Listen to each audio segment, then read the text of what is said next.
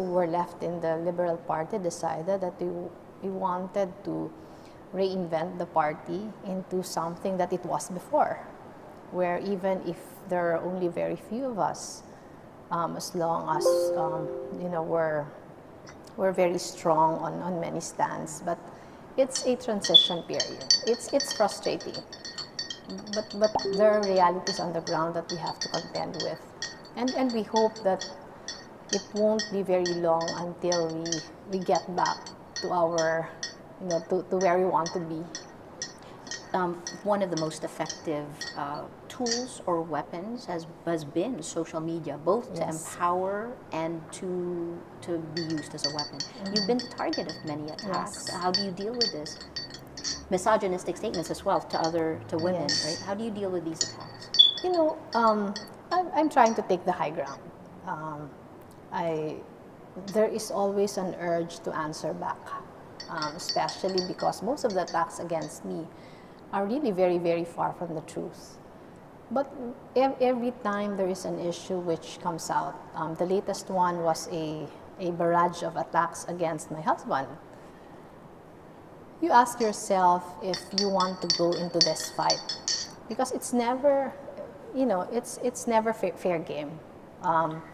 You will be going against people who remain anonymous, who won't take accountability to whatever they would be saying. So you always ask yourself, will this be worth the fight? Yes. It's always a balancing act. You want to correct misconceptions. You want to correct so many false accusations have been hurled against me already. It's different when I was still in Congress, because when I was still in Congress, if false allegations will be hurled against you, your constituents will always know if they are true or not. But here, because there is no close relationships between you and most of your constituents, it's really fair game for everyone, in the sense that who convinces who. But it's a struggle. It's an entirely new ball game for all of us. Yes. And we're still searching for ways on how the truth should prevail over false information. I always tell myself that I don't think this will be the tune until the end of time. I was saying that this will just be a temporary thing, because at the end of the day, the truth will always prevail over falsehoods, and I hope I'm right. It's a different world with globally alternative reality. The difficult thing about it is lies that are constantly being told becomes the truth.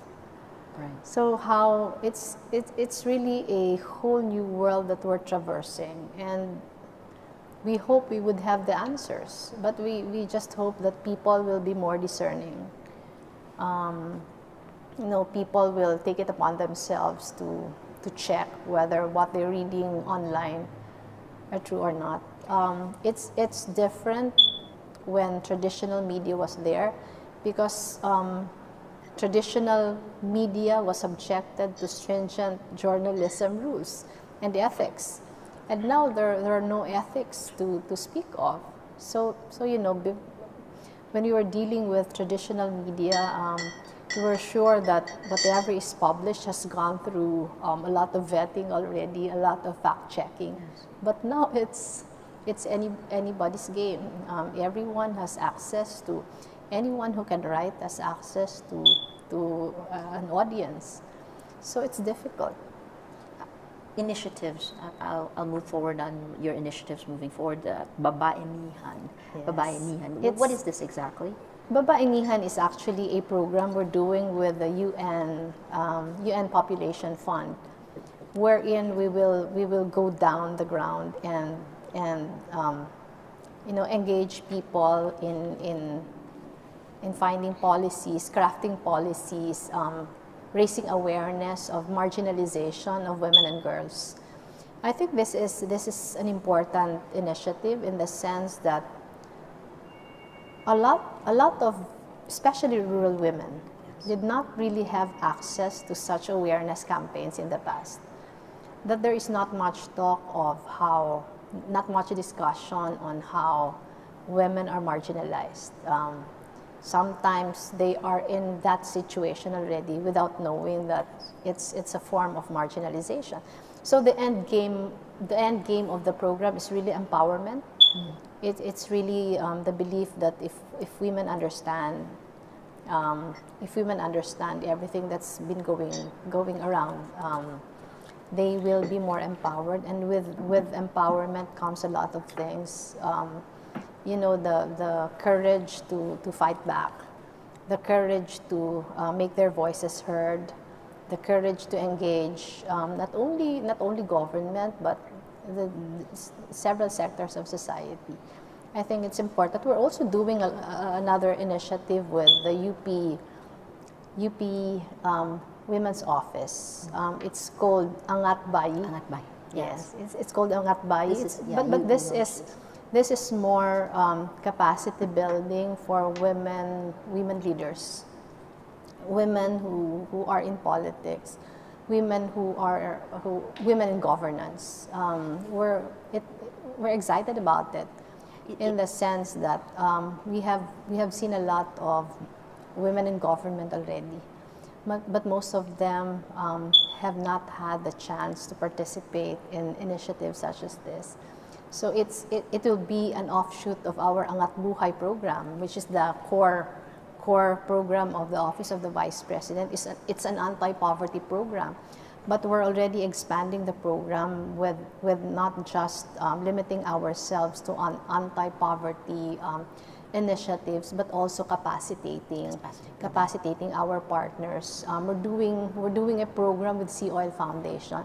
It's called a Bridging Leadership Program, where the local chief executives and the other leaders of the local government units who we're partnering with would have to go through this Bridging Leadership Program, because we think that this will maximize the absorptive capacity of the local government units.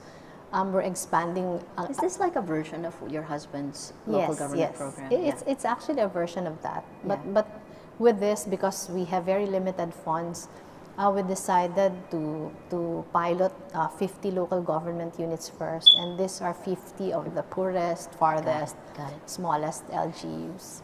I want to pull you back. So, you said this is when you're referring to women, the courage to fight back, to make voices heard.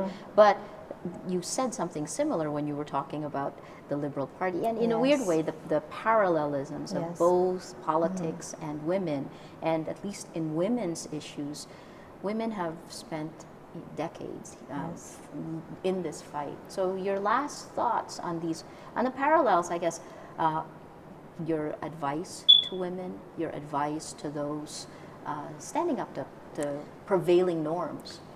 As far as the Liberal Party is concerned, there is a certain sort of acceptance that at this point in the life of this administration, we will have a very difficult time convincing most of the politician members of the party to make their voices heard, to